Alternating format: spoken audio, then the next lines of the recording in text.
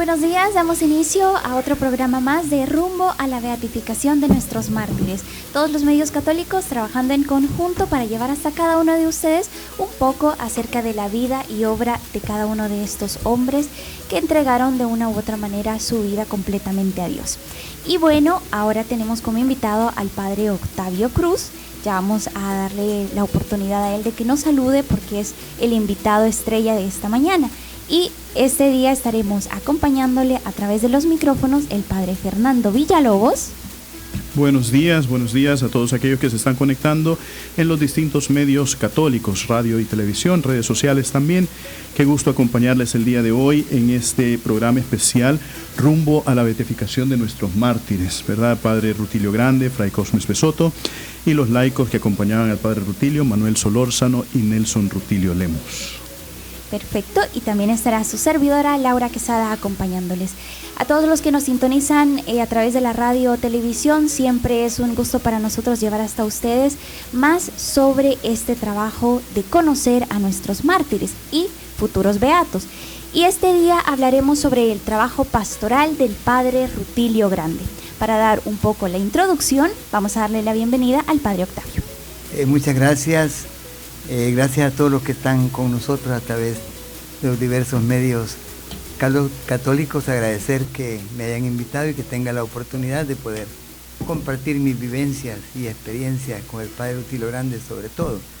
No soy un estudioso del Padre Rutilio Grande, así porque haya sistematizado todo ello, sino que más bien alguien que compartió con él una experiencia pastoral y que considero que me he mantenido a lo largo del tiempo dándole seguimiento a esa experiencia. No he tenido tiempo así para sentarme a sistematizar un poco, ¿verdad?, todo lo que ha ido pasando, porque todavía sigue pasando.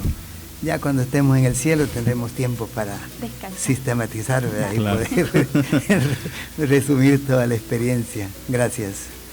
Bueno, y con la introducción del Padre Octavio, Padre Fernando, tal vez podemos iniciar hablando con el Padre acerca de qué es el trabajo pastoral, y ustedes dos como sacerdotes, con su experiencia y con el trabajo que realizan en sus diferentes parroquias, podrán darnos un matiz de qué es el trabajo pastoral. Bueno, yo creo que el Padre Octavio pues tiene muchísima más experiencia que yo, tanto en años como en trabajo pastoral. Él es párroco en la parroquia San Sebastián Cojutepeque y aparte de eso es el vicario de pastoral de nuestra arquidiócesis. Y bueno, Padre, yo creo que muchos igual hemos crecido. Bueno, usted tiene de sacerdote más años que lo que yo tengo de edad, ¿verdad?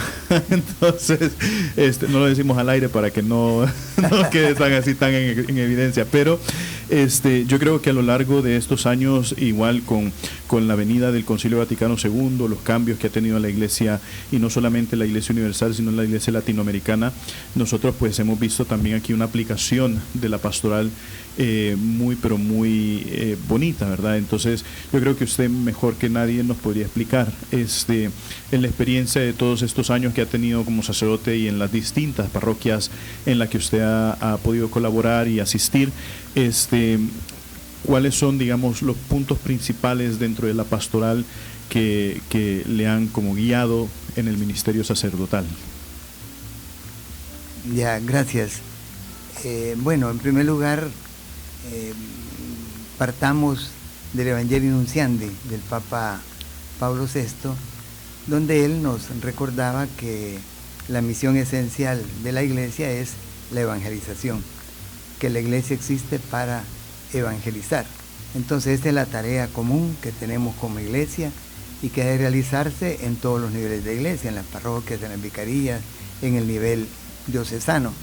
Ahora, esa misión, que es la misma siempre, se ve condicionada en cada época por dos elementos. Uno, por la doctrina misma de la Iglesia, que va reflexionando sobre sí misma, sobre la historia, y segundo, sobre la realidad en la que hay que desarrollar esa misión.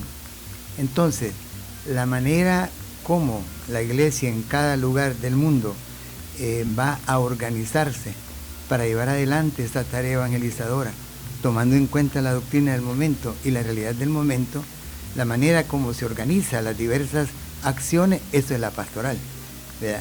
que en un tiempo pues se hacía, bueno, siempre hay una planificación, aunque sea no explícita, siempre ha habido, pero últimamente, desde los años 70 en adelante, se inició ya una experiencia y un trabajo ya organizado, planificado, con ciertas técnicas de cómo ir haciendo el trabajo.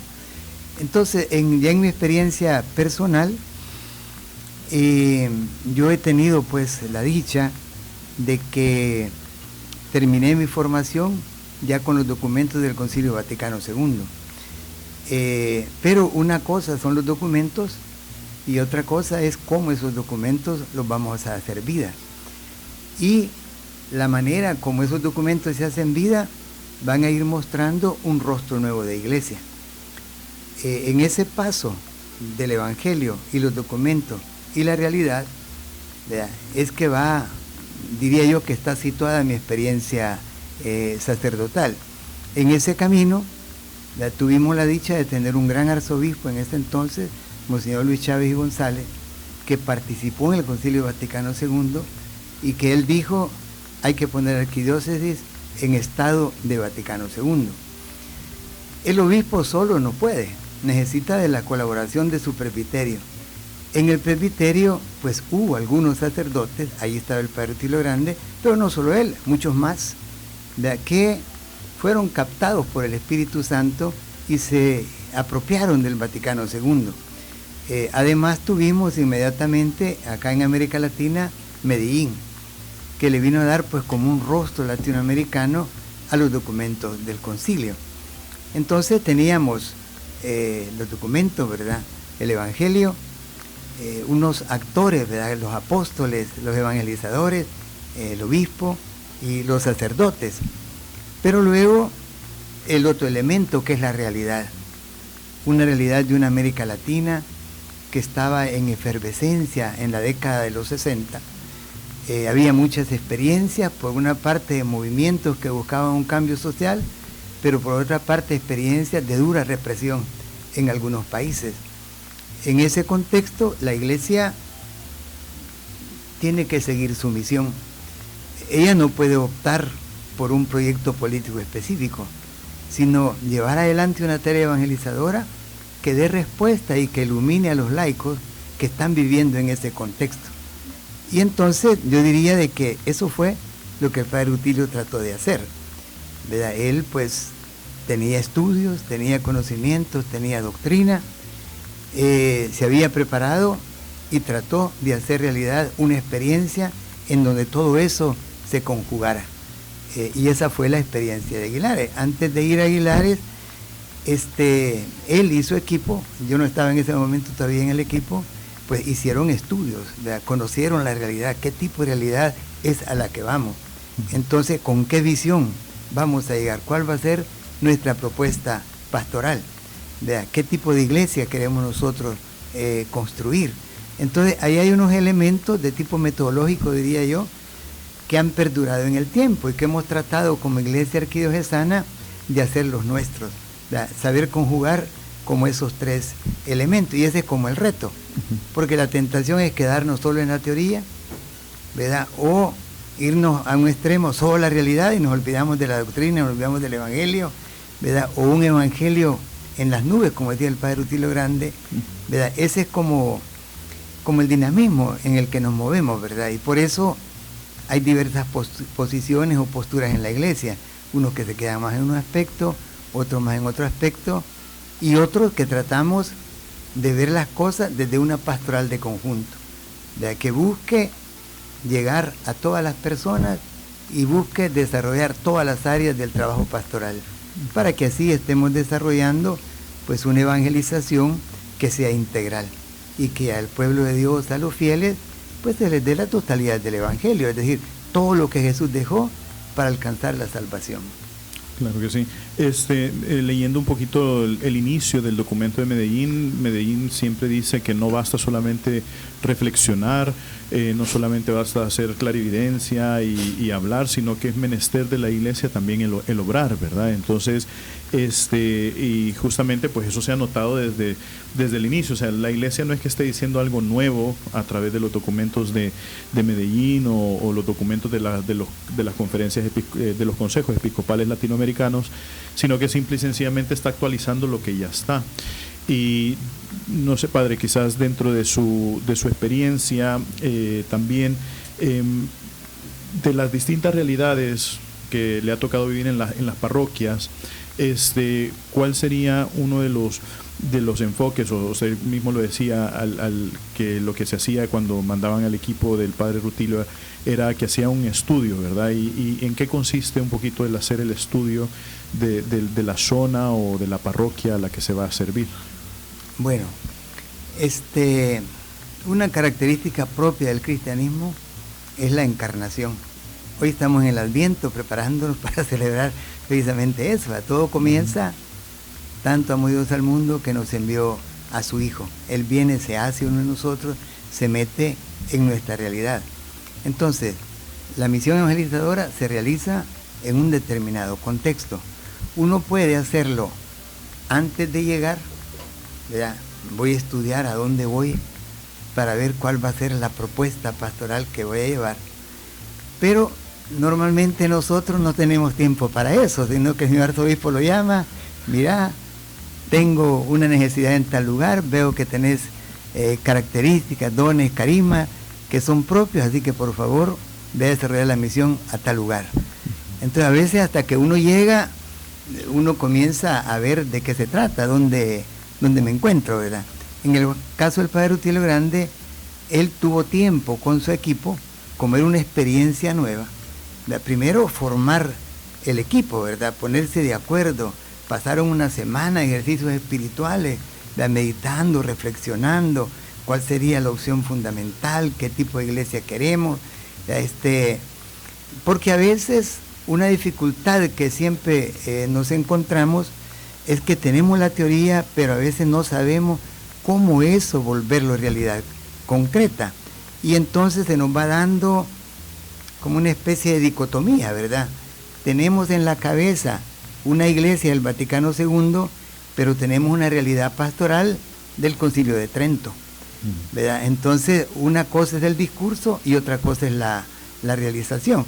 Entonces, en mi caso específico, por ejemplo, yo solo he tenido 3 experiencias de parroquia, no he estado así en muchos lugares. Entonces, la primera fue la experiencia en Aguilares. Ahí yo ya conocía un poco porque de seminarista en el año 73, ahí fui a hacer mi experiencia pastoral. Y en el año 74 que me ordené y fui a Aguilares, bueno, ya conocía un poco. Entonces fue de manos del padre Rutilio Grande y el padre Salvador Carranza que me enseñaron la metodología. Incluso con el padre Rutilio fui a la primera misión, 15 días los dos, y él instruyéndome, orientándome, dándome pues las claves, ¿verdad? Después con el padre Salvador Carranza, en otro cantón, 15 días allá, porque esas misiones era lo propio, ¿verdad? Uno se iba y regresaba hasta los 15 días, y uno se iba a vivir plenamente al cantón, ahí donde estábamos en la misión. Entonces ahí pude irme dando cuenta, y en las reflexiones, en los análisis, en las planificaciones que hacíamos.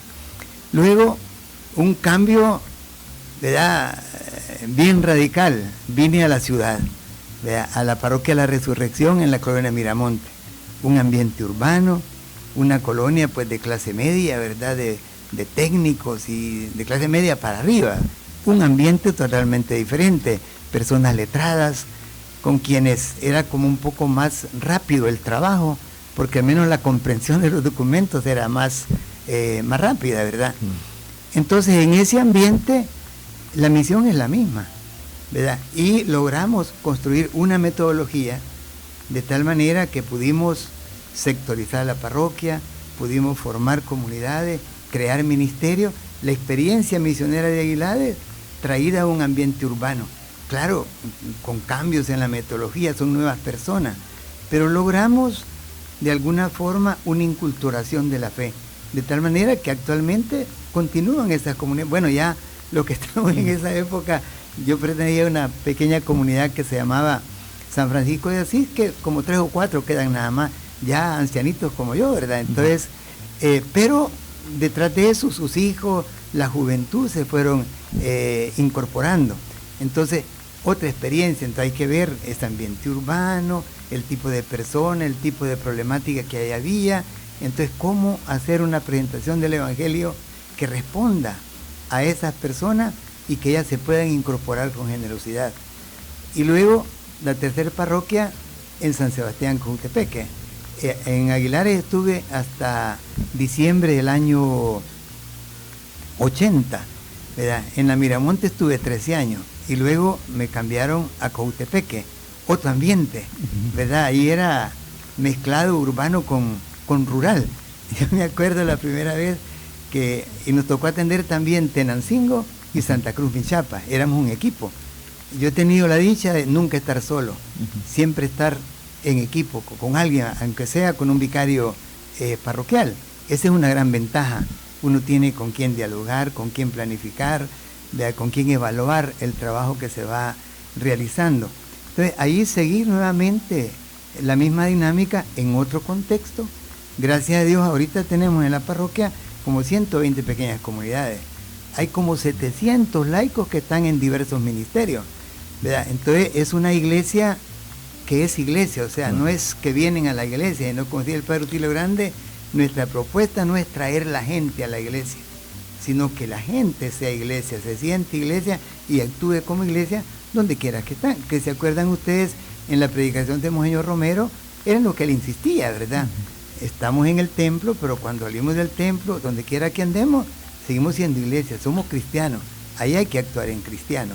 Claro que sí, padre, fíjese, perdón, una de las cosas que, bueno, yo también he tenido la oportunidad de estar en Aguilares y el Paisnal, ¿verdad? Estuve ahí casi 2 años y, claro, yo creo que todavía aún 40 años después del martirio del padre Rutilio Grande, básicamente la estructura pastoral se mantiene, ¿verdad? A modo tal de que es más fácil que nosotros como sacerdotes vayamos a los cantones, vayamos a las comunidades, a que la gente esté también llegando. Primero también por el ambiente de la pobreza, el alza de los costos y eso. Entonces, por ejemplo, los años que yo estuve en el Paisnal, para mí era muchísimo más fácil ir a los cantones, estar en los cantones, trabajar en los cantones, dejar bien estructurados los cantones y también en el casco urbano, pues hacer básicamente la misma estructuración que se hacía en los cantones, ¿verdad? Entonces es interesante ver cómo eso comienza desde que estaba ahí el padre Rutilio, desde que se fue haciendo esa estructuración pastoral y que es algo que también usted ha estado trabajando, pero claro, yo ahora vivo una realidad completamente distinta, ¿verdad? O sea, estando en el centro de San Salvador, en la Basílica del Sagrado Corazón de Jesús, ahí es una parroquia de tránsito más que todo, ¿verdad? O sea, porque la mayoría de gente que asiste a la parroquia de la Basílica es gente que viene de otros lados, ¿no? Gente que trabaja en la zona, gente que va al mercado, gente que tiene los comercios ahí cerca. Entonces, digamos, es básicamente trabajarlo, pero a la inversa, ¿verdad? Es trabajarlo de dentro del templo y no tanto afuera del templo, ¿verdad? Entonces, pero es interesante ver cómo también la estructura pastoral o la forma de los modos de trabajo que mantenemos muchos aquí en la arquidiócesis comienza desde la estructuración que hizo el padre Rutilio Grande.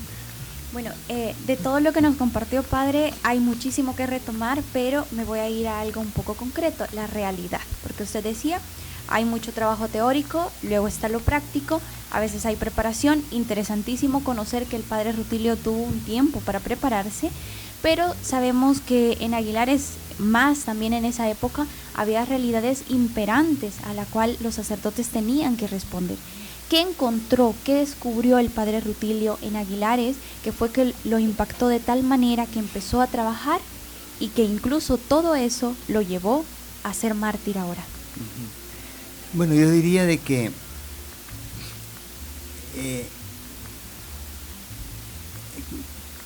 no fue hasta ese momento que lo encontró o que él se dio cuenta, porque él ahí había nacido,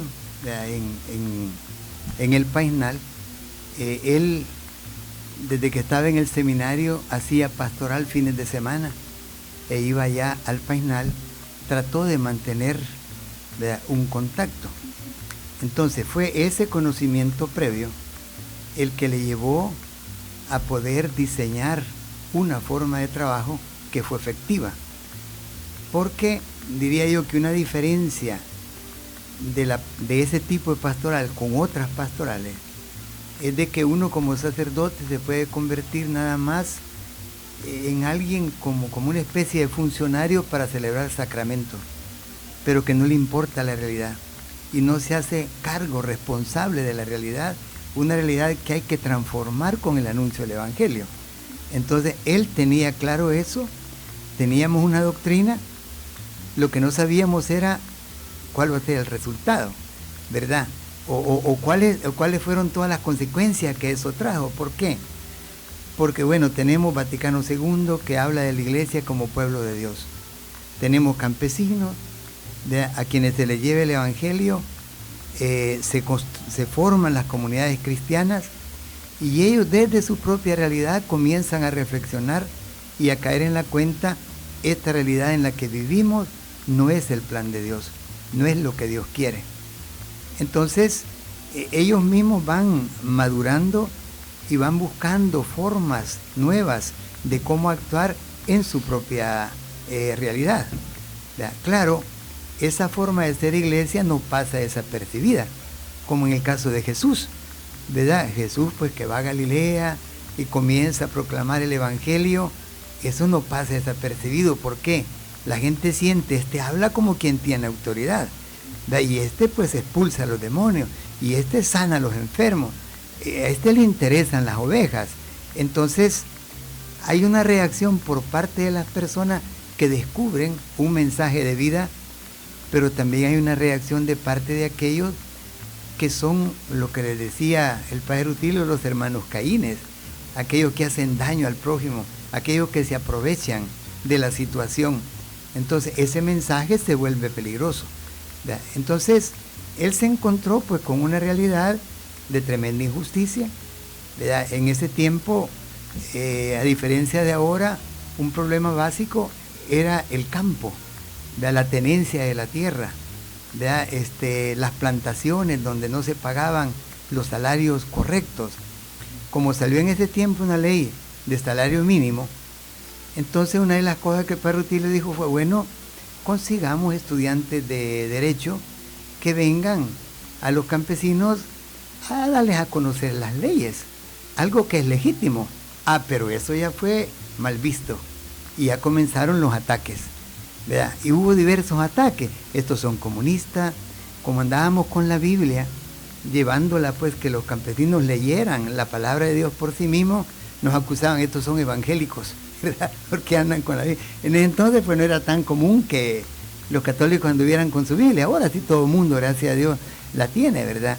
Entonces fue pues como ese contraste entre este anuncio del Evangelio que se va encontrando con una realidad que va por una parte encontrando aceptación por parte de los campesinos, la gente, la comunidad, que siente un Evangelio que les da vida, que les da esperanza, que les hace surgir sueños en su mente, deseos de caminar, deseos de actuar, deseos de transformar. Porque esto iba acompañado también con proyectos de desarrollo comunitario, clases de alfabetización. Yo me acuerdo de seminarista todavía, 2 meses en un cantón, alfabetizando. Era parte que acompaña el trabajo evangelizador, pastoral de la salud, la ayuda con pequeños proyectos de vivienda, introducir agua potable en algunos lugares. Había pues una búsqueda también del desarrollo de las comunidades. Pero claro, todo eso chocó con las estructuras que habían de dominación, ¿verdad?, que vieron mal ese trabajo. Sin embargo, con el padre Rutilio, y no solo con él, otros sacerdotes, una característica de nuestra iglesia es una iglesia fuerte, podríamos decir. Un sentirnos, esto nos corresponde, esto hay que hacer, porque esto es lo que pide el Evangelio. Como decía el Evangelio de ayer, levanten la cabeza, se acerca su liberación. No podemos tener cristianos de cabeza abajada, ¿verdad? Ahorita es el peligro que tenemos, tantas cosas que pasan y todos con la cabeza gacha. No, levanten la cabeza. El cristiano es alguien que tiene sueños, que tiene esperanza, que va a enfrentar la realidad, que va a buscar la manera de cómo transformarla. Entonces ese es como el espíritu con el que se llevaba adelante el trabajo, ¿verdad? Entonces, hacernos responsables de una realidad que hay que iluminarla y hay que buscar la manera de cómo transformarla para que el pueblo tenga vida, que es lo que ahora nos dice Aparecida, ¿verdad? Hay que anunciar el Evangelio para que nuestros pueblos en Cristo tengan vida. Ok, en torno a este trabajo, creo incluso que está en el libro de la vida, obra y pasión y muerte del Padre Rutilio. Dice que el trabajo del Padre Rutilio que él realizó en torno a la pastoral tuvo mucho influjo en cómo se trabaja hoy en día, no solo en la arquidiócesis, sino en todo El Salvador. ¿Por qué es esto, Padre? Bueno, yo considero que, bueno, habrá muchas razones, ¿verdad? Pero yo considero de que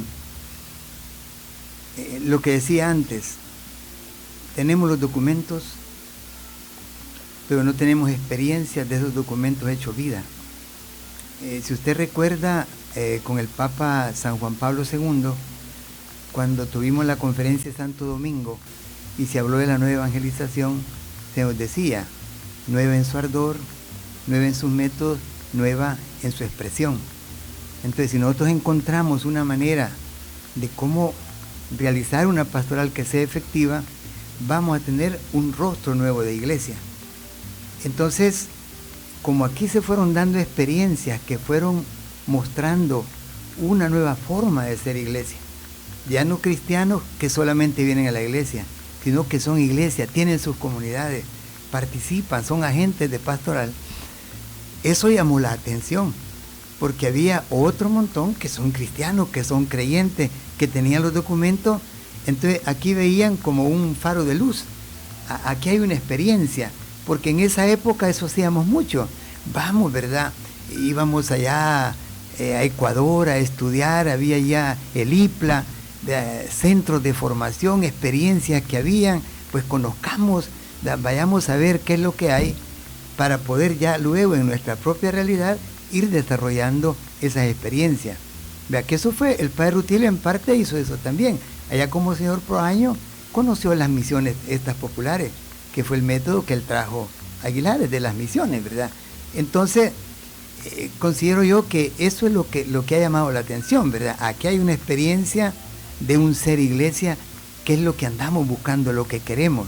Por eso el Padre Tilo y el Monseñor Romero se dice, ellos son mártires del Vaticano II, ¿verdad? Porque no se quedaron con los documentos en la cabeza nada más, sino que se encontró formas concretas de cómo hacerlo. Y creo que ese es uno de los retos que ahorita tenemos a los nuevos agentes de pastoral, cómo encontrar esa forma de ser iglesia, ¿verdad? No solamente saber qué es la iglesia, porque en teoría lo conocemos, ¿verdad? Pero ser iglesia, sentirme iglesia. ¿Cuál era el lema de Monseñor Romero en su escudo? Sentir con la iglesia, ¿verdad? O sea, ese sentir con la iglesia y ser iglesia, sentirnos iglesia, nosotros somos la iglesia. Entonces yo diría que por eso es que tuvo tanto impacto. Y luego yo diría que hay otro aspecto, y es que nosotros en la arquidiócesis nunca hemos tenido, al menos que yo me haya dado cuenta, como pretensiones de querer construir una iglesia paralela, o que digamos ya no nos gusta la iglesia católica. No, ha sido esto que la iglesia dice que ella es lo que queremos hacer. Y si por eso nos persiguen, pues vamos a dar la cara, ¿verdad? Vamos a seguir adelante, porque esto es ser iglesia. O sea, no estamos haciendo algo diferente, como cuando a Jesús le pegaron en la cara, ¿verdad? Y Jesús dijo, bueno, si he dicho algo incorrecto, dime en qué, y si no, ¿por qué me pega? ¿Va? Entonces, estamos en lo que estamos y hay que estar, ¿verdad? Por eso el Evangelio de ayer, levanten la cabeza, ¿verdad? Se acerca su liberación. Claro que sí, padre. Sabemos que en 1972 el padre Rutilio Grande escribió un documento que se llama Opción Primaria y Fundamental, que tiene estos 5 puntos que usted los ha explicado de la mejor manera, ¿verdad? El equipo misionero mixto, la experiencia pastoral en la zona rural y suburbana marginal, la articulación de la evangelización y la promoción humana, la promoción humana y la metodología de la concientización cristiana, ¿verdad? Que prácticamente, yo creo que si lo sintetizamos, usted lo ha dicho de la mejor manera, hacer vida, ¿no?, lo que ya tenemos en la iglesia.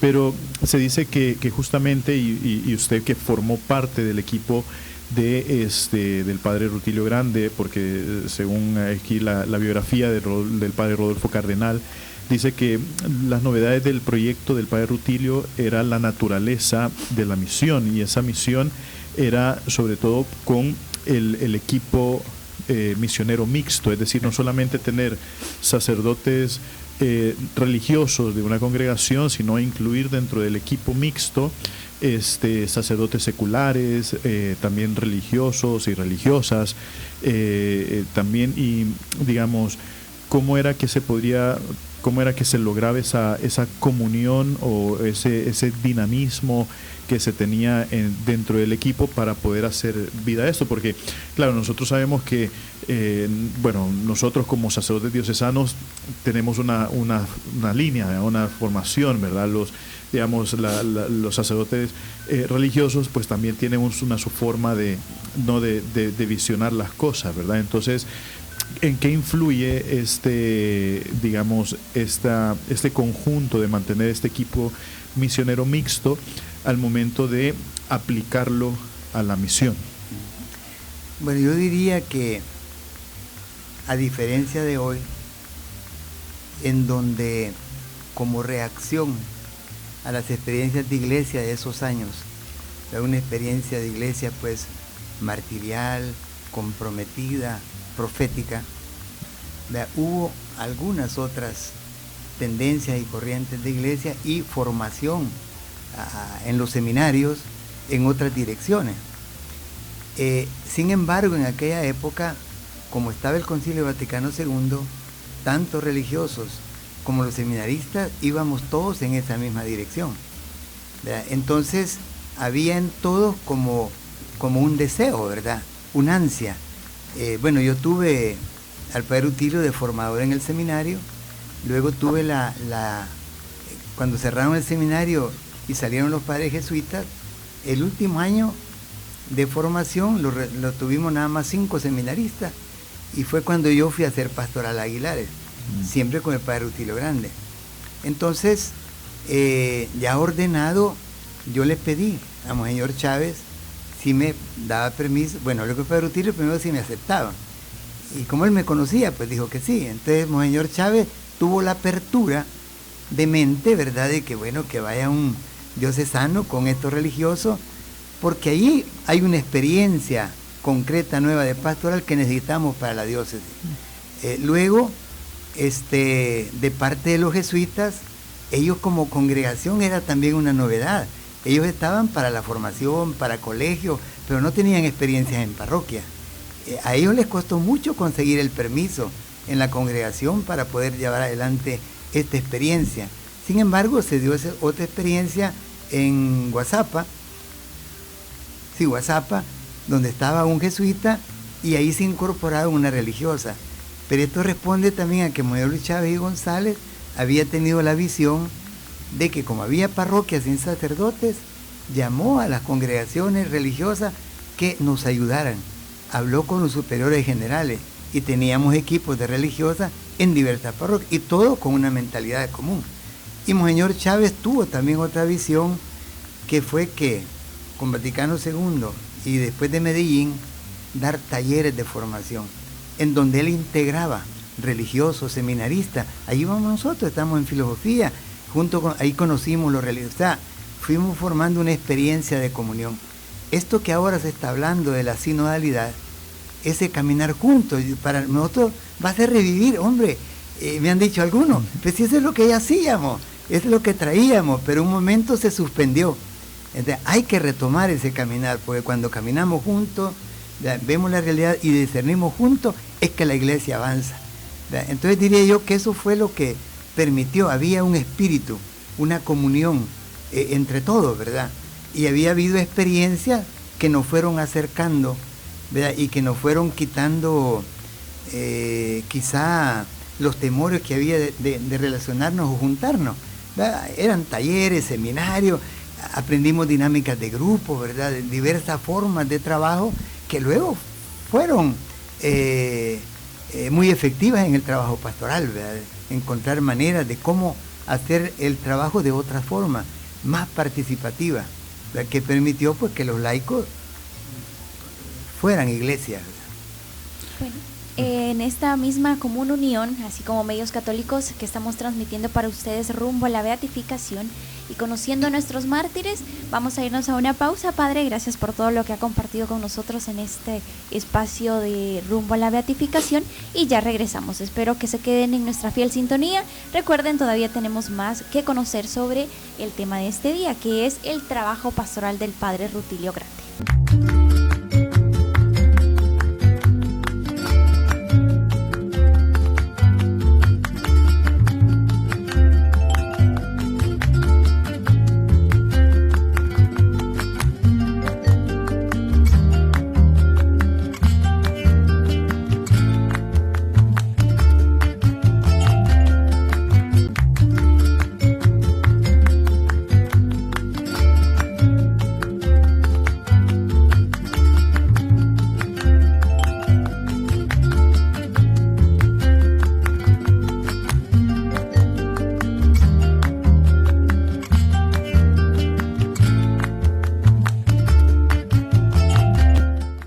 Bienvenidos nuevamente a este programa de Rumbo a la Beatificación. Estamos con el Padre Octavio Cruz, es nuestro invitado de hoy, y el Padre Fernando Villalobos y su servidora Laura Quesada. Pues estamos compartiendo con ustedes sobre el tema del trabajo pastoral del Padre Rutilio.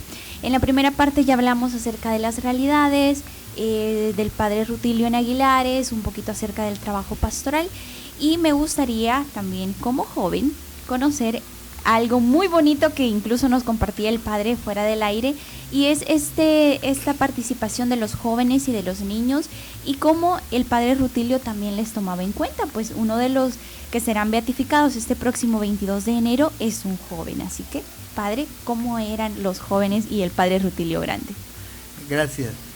Bueno, decir de que el método de las misiones, si bien es cierto, era un poco diferente en cuanto a los resultados, a las misiones populares tradicionales, que se limitaban muchas veces como a un renovar la fe y la vida sacramental, bautizar a los que están sin bautizarse, que hagan la comunión los que no tienen comunión, que se casen los que están solo acompañados, y al final quedaba una Santa Cruz de madera. Todavía ahora uno en los cantones encuentra la Cruz de la Santa Misión, con la fecha, padres redentoristas, padres franciscanos, era lo que quedaba, ¿verdad? Con el Padre Rutilio Grande también se miraba la parte esta sacramental. En esos 15 días que estábamos, ¿verdad? Ya había pues la catequesis. Entonces, durante el día, la mañana, se iban visitando todas las casas del cantón. Nos dividíamos, bueno, cuando íbamos dos, después iba solo uno, visitando uno todas las casas del cantón, saludando a las familias, conociéndolos, bendiciendo los hogares. Luego ya temprano en la tarde había catequesis para los niños. Entonces había pues un tiempo para ellos. Ya más tarde era reunión con los jóvenes. Y luego ya, al caer la noche, era con todos. Ahí había niños y había jóvenes. Como en ese tiempo no había ermitas como hay ahora, ¿verdad? Que ahora, gracias a Dios, casi en todos los sectores se han construido ermitas. En ese tiempo no. Imagínense que en Aguilares y el Painal son como 40 comunidades. Es un territorio grandísimo. En ese tiempo no había, transporte casi no había. Me acuerdo que el padre Chamba y yo, que nos tocaba la parte rural, el día lunes salíamos, entonces dormíamos en un cantón, al día siguiente a otro, ahí dormíamos, al día siguiente, y el viernes regresábamos a la parroquia, ¿verdad? Porque a lejos no había tanto transporte. Entonces, en la noche, a veces se hacía unas enramadas, ¿verdad? Con ramas de coco o algo así, y se hacían banquitos de varitas de bambú, se cortaban y se hacían banquitos. Y a veces no alcanzaba, y como los niños llegaban también, el padre Tilo decía, bueno, traigan costales, y se ponían costales, y ahí en el suelo él decía, los niños son diules, ellos aguantan, ¿verdad? Entonces, pero luego, mientras los adultos, ¿verdad?, se iban a formar grupos de reflexión, y ahí estaban los jóvenes también. Entonces había unos catequistas que se dedicaban para los niños, se daba también atención a ellos. Luego, cuando faltaban ya como 4 o 5 días para que terminara la misión, se decía, bueno, miren, esta misión de los 15 días termina, pero la misión como iglesia ahora es que comienza. Una misión llevada por nosotros mismos, pero nosotros no podemos estar todo el tiempo acá. Entonces, la comunidad misma tiene que delegar a unos para que continúen este trabajo. Entonces, en el método de trabajo, en los grupos que se hacían por las noches, nosotros íbamos un poco identificando a aquellos hermanos que mejor iban captando el método, y a veces en la noche los invitábamos a que se quedaran un momento y les íbamos dando orientaciones. Permitan que hablen los demás, miren que si alguien habla mucho, pues córtenlo un poquito para dar espacio a otro. Entonces, la misma comunidad iban identificando a aquellos hermanos que mejor iban respondiendo.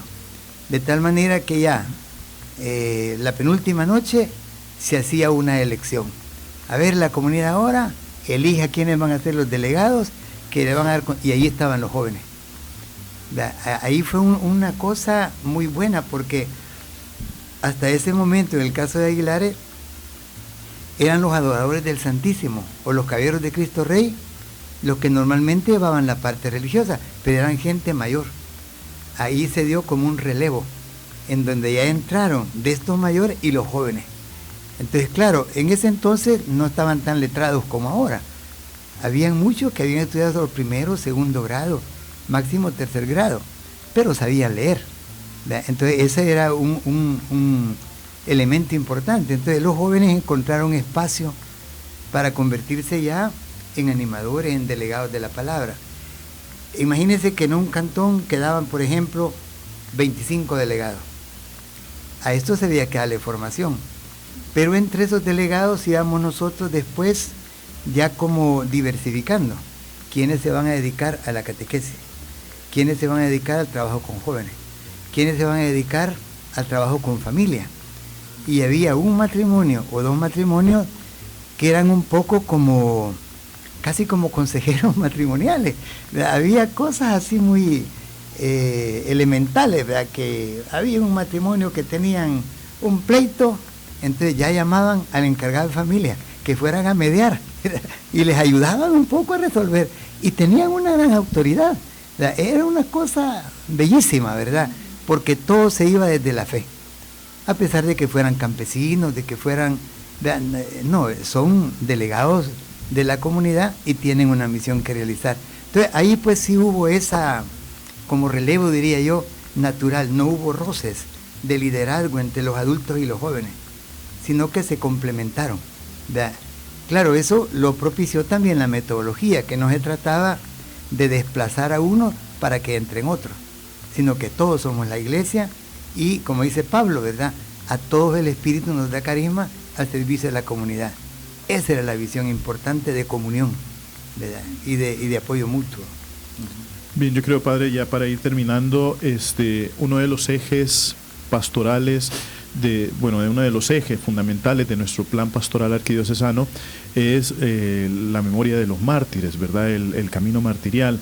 Y yo creo que nosotros, como sacerdotes jóvenes, yo apenas que tengo 6 años de ministerio, y usted que está a pocos años de cumplir 50 años de ministerio, entonces, y que ha tenido esa experiencia concreta, real, tanto con el padre Rutilio como con nuestro querido San Óscar Romero, que ¿cómo podríamos nosotros, digamos, animar a los seminaristas, diáconos, sacerdotes, nosotros que somos clero joven, a mantener un poquito viva, digamos, esta memoria de nuestros mártires en su aplicación pastoral, ¿verdad? O sea, en el método pastoral que ellos ocupaban? Bueno, yo considero de que el Espíritu Santo es quien va conduciendo a la iglesia y el que va creando las oportunidades. Hemos clausurado el día de ayer la Asamblea Eclesial de América Latina y el Caribe. Ahí tuvimos una primera experiencia, ¿verdad?, de caminar juntos, de sinodalidad, como se está hablando ahora. Hemos podido ver un poco el desborde del Espíritu, pero ahora viene el sínodo de la Iglesia a nivel de todo el mundo, que nos llama pues a caminar juntos, y en las preguntas que nos vienen están las preguntas: ¿cuál ha sido nuestro camino? Creo que ahí hay una oportunidad de escucharnos, y hay que no tener miedo, pues, o sea, escuchar las experiencias del sacerdote o los libros que tenemos, ¿verdad?, para recuperar ese estilo, ¿verdad?, esa conciencia martirial, que no es llevarle una florcita al mártir, porque ese es el peligro que tenemos, ¿verdad?, de quedarnos, vaya, ya le llevamos una flor al santo y ya estuvo. No, ¿cómo nos llevamos el espíritu de ese santo? Porque se acuerda la segunda lectura de ayer de San Pablo a los tesalonicenses, donde dice, no, bueno, que el amor entre ustedes y a la comunidad desborde, ¿verdad? Y luego ustedes sigan creciendo, sigan perseverando en la catequesis que vamos a tener. Entonces, ese es el dinamismo en el que hay que entrar. Entonces, la memoria martirial significa retomar ese espíritu, o lo que el Padre Francisco nos recuerda, la parresía. Tenemos que hacer eso, una iglesia viva. El Papa ayer en su homilía decía eso, no tenemos que estar adormilados, no, dice, tenemos que ser con entusiasmo, con dinamismo, de tal manera que entusiasmemos, ¿verdad?, a los demás. Entonces yo creo que ese es el aspecto que hay que compartir, ¿verdad?, que hay que aprovechar este sínodo, ¿verdad?, para encontrarnos, para escucharnos, para compartir, para reenfocarnos, diría yo. En encuentro matrimonial se ocupa esa expresión, ¿verdad? Hay que enfocarnos, hay que reenfocarnos. Entonces hay que reenfocarnos, ¿verdad? Y nosotros también como sacerdotes caer en la cuenta, hombre, yo sacerdote también soy iglesia, ¿verdad? Y tengo que ser una iglesia viva, dinámica, comprometida, ¿verdad?, que entusiasmemos a la comunidad, ¿verdad? Pero a veces, desgraciadamente, a nosotros nos tienen que ir empujando, ¿verdad? No, necesitamos todos llenarnos, ¿verdad?, de este ardor misionero. Y gracias a Dios, para este año se ha propuesto que el tema para el trabajo pastoral en toda la diócesis sea el objetivo específico número 6, que habla de la espiritualidad martirial, y que en todas las pastorales de las parroquias tomemos, ¿verdad?, alguna de las líneas de acción que ahí se plantean, o nos inventemos otra, pero que el gran fruto de la beatificación sea pues que como diócesis retomemos el espíritu martirial. Bueno, muchísimas gracias, Padre. Qué gusto haberlo tenido el día de hoy en este programa especial rumbo a la beatificación de nuestros mártires, Rutilio Grande, Fray Cosme Espessoto, y los dos laicos, Manuel Solórzano y Nelson Rutilio Lemos. Gracias también, Laurita, y a todos ustedes, hermanos y hermanas, que nos han sintonizado a través de los distintos medios católicos, tanto radio como televisión, redes sociales también. Les esperamos en el próximo episodio. Y solo hacer énfasis en que el siguiente programa será acerca del trabajo pastoral de Fray Cosme Espessoto. Así que bendiciones para todos y gracias nuevamente al Padre y a todos los que nos han acompañado. Bueno, gracias a ustedes y gracias a todos los que han estado o están con nosotros a través de los diversos medios, ¿verdad? Me siento muy contento, muy emocionado el poder compartir esto que no es un recuerdo, sino que es vida, ¿verdad? Es algo actual, es el espíritu que tiene que estarnos animando siempre a todos, ¿verdad? Así que muchas gracias y deseo pues paz y bien, ya que estamos con Fray Cosme también, ¿verdad? Paz y bien a todos, muchas gracias.